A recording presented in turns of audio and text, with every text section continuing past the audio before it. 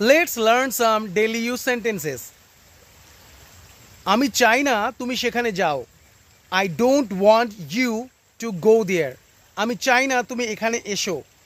I don't want you to come here. আগে সে এখানে আসতো, এখন আর আসে না। Earlier he used to come here, but no longer now.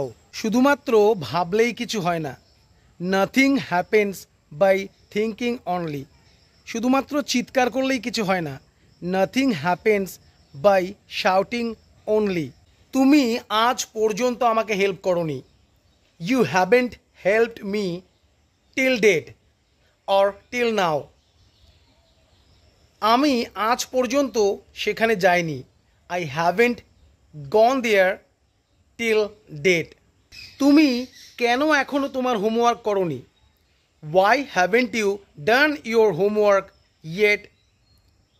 তুমি কেন এখনো রান্না করোনি?